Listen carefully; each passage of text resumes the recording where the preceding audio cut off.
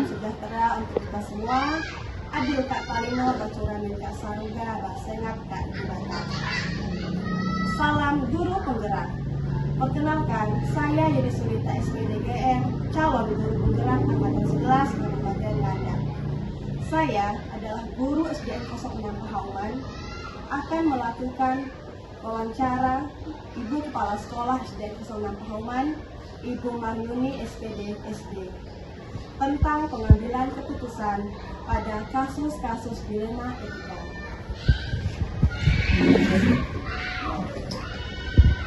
Selamat pagi Ibu. Pagi. Saya harap Ibu dengan senang hati dan terbuka menjawab beberapa pertanyaan yang saya berikan. Baik Ibu, saya akan melakukan beberapa pertanyaan terkait tentang pengambilan keputusan pada kasus-kasus dilema etika. Pertama, selama ini bagaimana Ibu dapat mengidentifikasi kasus-kasus yang merupakan dilema etika atau bentukan moral? Baik, untuk semua itu saya mengambil biasanya tahu kalau ada dilema etika saat ada konflik antara aturan sekolah dengan kebutuhan pribadi, baik pribadi seorang guru maupun pribadi siswa. Nah, seperti kasus siswa terlambat tapi punya niat tinggi untuk belajar dan untuk tetap masuk sekolah, atau bisa juga siswa berkelahi karena hal sepele dan lain sebagainya. Gitu. Berarti selama ini bagaimana Ibu menjalankan pengambilan keputusan di sekolah Ibu, terutama untuk kasus-kasus di mana ada dua kepentingan yang sama-sama benar atau sama-sama mengandung nilai kebaikan? Untuk hal itu, saya biasanya mengajak beberapa orang dari tim, baik dari sekolah maupun dari orang tua maupun dari pimpinan dan pengelola sekolah, seperti dengan komite dan perwakilan orang tua baik dari kelas 1 sampai kelas 6, untuk pengelola sekolah tersebut berdiskusi di mana kami akan mempertimbangkan semua sisi dari masalah dan dampaknya. Maka itu sebelum memutuskan hal itu, kami berusaha mencapai kesepakatan bersama yang adil dan bijak untuk semuanya. Nah, untuk langkah-langkah atau prosedur seperti apa yang biasa Ibu lakukan selama ini? Adapun langkah-langkah tersebut yaitu pertama, mengumpulkan semua informasi terkait adanya identifikasi nilai-nilai yang bertentangan. Nah, mengumpulkan juga mempertimbangkan dampak keputusan untuk semua orang, baik dari pihak sekolah maupun pihak orang tua. Juga mendiskusikan dengan tim. Itu semua yang terlibat di dalam sekolah, terutama kepada tim sekolah yang ada di sekolah. Nah, dan mendiskusikan dengan tim dan mengambil keputusan berdasarkan analisis tersebut. Setelah itu membuat perencanaan untuk melaksanakan keputusan demikian. Hal-hal apa saja yang selama ini Ibu anggap efektif dalam pengambilan keputusan pada kasus-kasus dilema etika? Yang paling efektif adalah melibatkan berbagai orang dalam proses keputusan, berkomunikasi dengan kelas, dengan jelas, baik antara orang tua maupun guru dan siswa, bertransparan, terbuka dalam membuat keputusan dan mengikuti prosedur yang sudah ada dan memastikan keputusan sesuai dengan prinsip atau aturan-aturan yang ada di sekolah dan etika yang memanusiakan kemanusiaan. Nah, hal-hal apa saja yang selama ini merupakan tantangan dalam pengambilan keputusan pada kasus-kasus dilema etika? Nah, ada beberapa tantangan, terutama tantangan dalam termasuk konflik kepentingan antara pihak-pihak yang terlibat, seperti yang terdahulu saya katakan, terlibat dalam hal orang tua murid beserta dewan guru dan tekanan dari luar. Mungkin ada orang ketiga yang ingin menyusup di sekolah kami, ya. Tekanan dari luar itu seperti itu, dan ketidakpastian di dalam memilih keputusan yang tepat karena adanya orang ketiga tersebut, dan kadang-kadang sulit untuk membuat keputusan yang diterima oleh semua pihak. Demikian. Nah, apakah Ibu memiliki sebuah tata kala atau jadwal tertentu dalam sebuah penyelesaian kasus dilema etika? Nah, apakah Ibu langsung menyelesaikan di tempat atau memiliki sebuah jadwal untuk menyelesaikannya?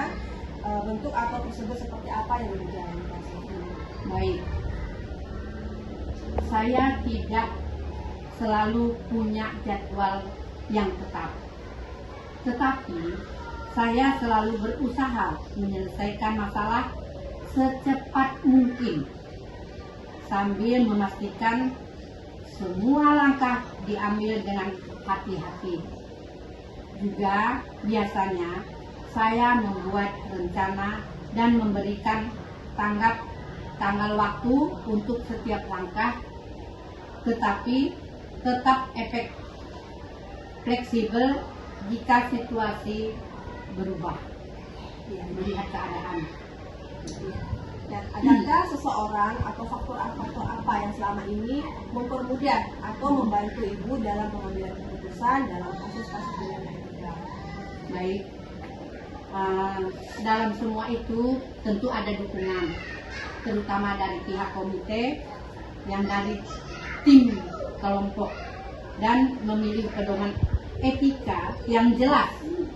Karena sebelum kita melaksanakan kegiatan belajar mengajar itu kita mempunyai semua program etika yang disampaikan kepada orang tua lewat komite, dan itu sangat membantu. Dan terkadang saya juga melibatkan konsultan atau mediator dari luar jika diperlukan untuk mendapatkan pandangan tambahan, dukungan dari keterlibatan seluruh warga sekolah. Demikian. Nah, dari semua hal yang telah disampaikan, pembelajaran apa yang dapat Ibu petik dari pengalaman Ibu dalam mengambil keputusan dilema etika? Dari dilema etika ini saya belajar bahwa keterbukaan dan komunikasi sangat penting dalam pengambilan keputusan. Saya juga belajar bahwa pentingnya untuk mempertimbangkan semua aspek dan dampak dari keputusan serta fleksibel untuk menyesuaikan keputusan jika diperlukan. Demikian. Ya, Ibu, terima kasih atas waktunya untuk saya tentang keputusan pada kasus pada hari ini. Terima Bu. Selamat Pagi. Sukses. Semangat. Demikian hasil wawancara saya dengan Ibu Kepala Sekolah SD Nusantara Kahauman. Semoga hasil wawancara pada pagi hari ini bermanfaat untuk kita semua. Saya ucapkan banyak terima kasih. Adil kataino bacura minta saruga basingat kak dibata. Arus. Salam guru penggerak.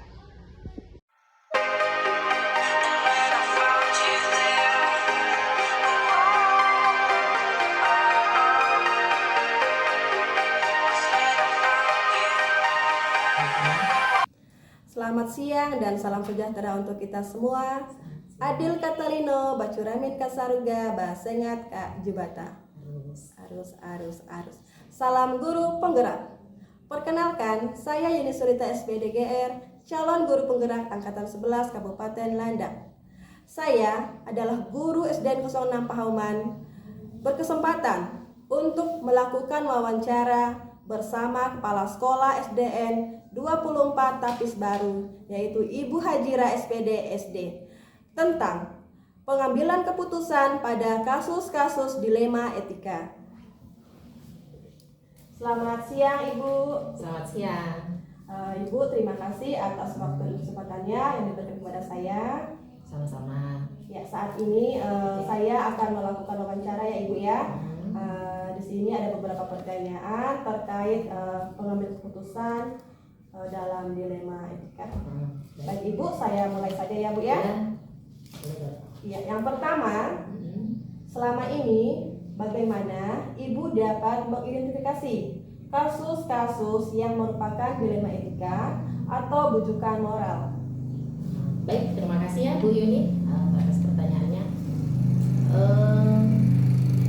Memang dalam saya menjalani tugas dan tanggung jawab saya selama ini ya, memang tidak sedikit berhadapan dengan situasi ataupun kondisi di mana kita diperhadapkan dengan kasus-kasus yang kita itu bisa dikatakan dilanda kebingungan dalam memilih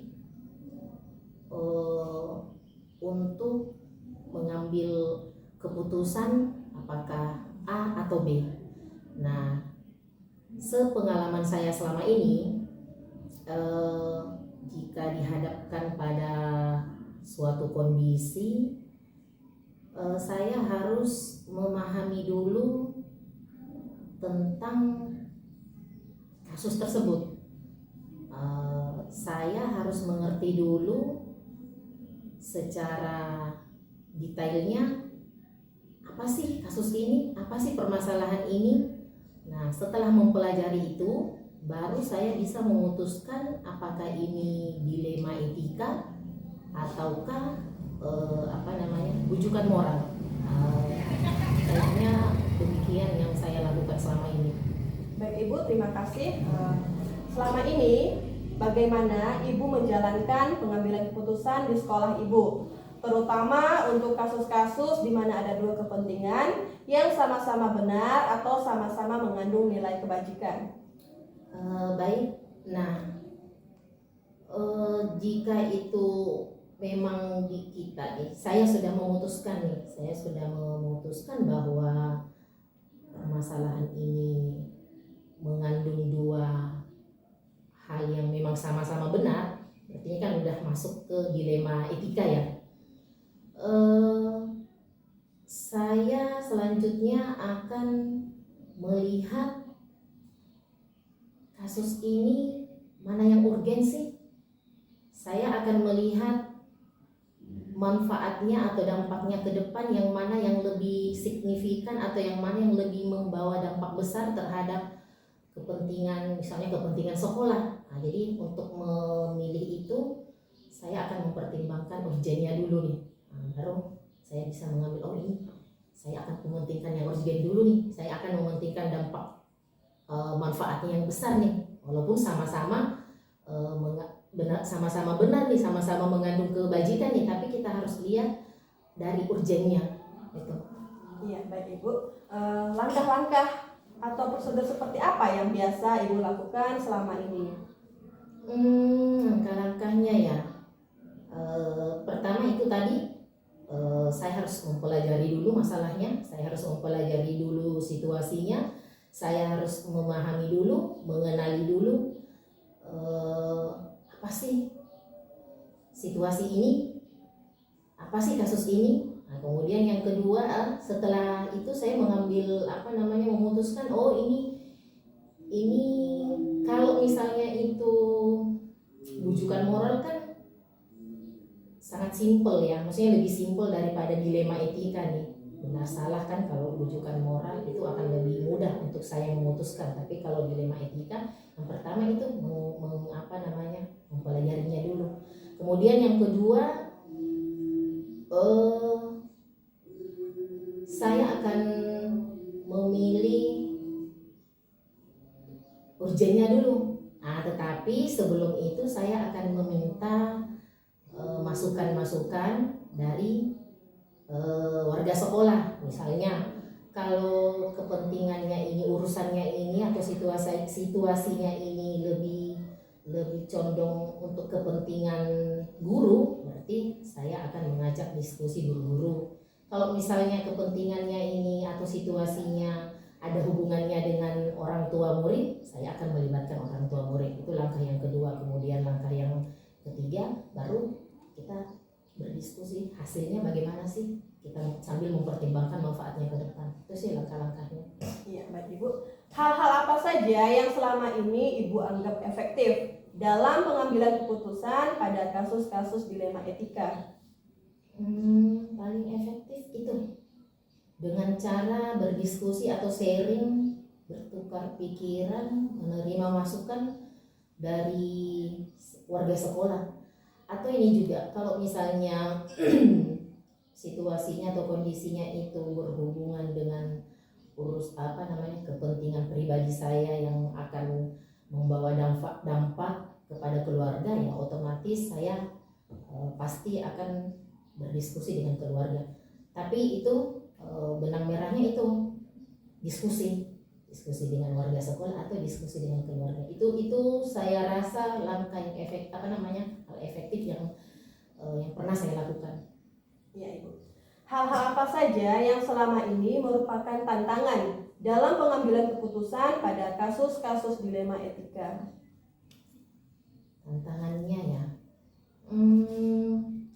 kalau tantangannya saya kira ya, selama ini kadang situasi itu atau sebuah kasus itu berbenturan dengan antara aturan, idealisme, dan ada rasa empati kita kepada sebuah kondisi. Itu tantangannya. Jadi itulah yang menyebabkan adanya dilema nih, karena kita berbenturan dengan adanya aturan dengan idealisme kita. Gitu. Ya Ibu, baik. Nah, apakah Ibu memiliki sebuah tatkala atau jadwal tertentu dalam penyelesaian kasus dilema etika? Apakah Ibu langsung menyelesaikan di tempat atau memiliki sebuah jadwal untuk menyelesaikannya? Bentuk atau prosedur seperti apa yang Ibu jalankan selama ini? Sebenarnya kalau dikatakan jadwal sih itu sih fleksibel ya, tergantung kasusnya apa. Kalau memang kasusnya bisa diselesaikan lebih cepat, ya bisa selesai pada waktu itu juga. Tapi kalau misalnya situasi atau kasus yang tidak boleh diselesaikan secara terburu-buru dan memang harus melalui diskusi bersama warga sekolah ataupun keluarga, ya saya rasa saya tidak punya jadwal yang yang pasti, tapi tergantung jenis kasusnya. Iya Ibu. Dari semua hal yang telah Ibu sampaikan, pembelajaran apa yang dapat Ibu petik dari pengalaman Ibu dalam mengambil keputusan dilema etika? Banyak ya yang bisa saya ambil hikmahnya selama ini. Dengan tidak sedikitnya saya berhadapan dengan berbagai seringnya saya bertemu dengan situasi yang dilema etika ini. Saya akhirnya memahami bahwa terkadang misal nih, saya dulu orangnya idealis, tetapi bila di situasi real kadang kita harus membuat idealisme kita itu sedikit longgar karena banyak hal yang kadang kita harus pertimbangkan, seperti misalnya rasa kasihan, kepedulian kita. Nah, beberapa hal ini yang saya ambil hikmahnya bahwa oh iya, kita pada kondisi tertentu kita akan berbenturan dengan itu. Demikian. Ya, baik Ibu, demikian wawancara yang saya lakukan dengan Ibu. Kembali saya ucapkan banyak terima kasih atas waktu dan kesempatannya. Saya ucapkan terima kasih ya Bu. Ya, Selamat sama-sama, Bu. siang. Selamat siang. Baik, demikianlah hasil wawancara saya bersama Kepala Sekolah SDN 24 Tapis Baru, Ibu Hajira SPD SD. Saya ucapkan banyak terima kasih. Salam guru penggerak, Adil Katalino, Bacuramin Kasaruga, Basengat Kak Jubata. Arus, arus, arus.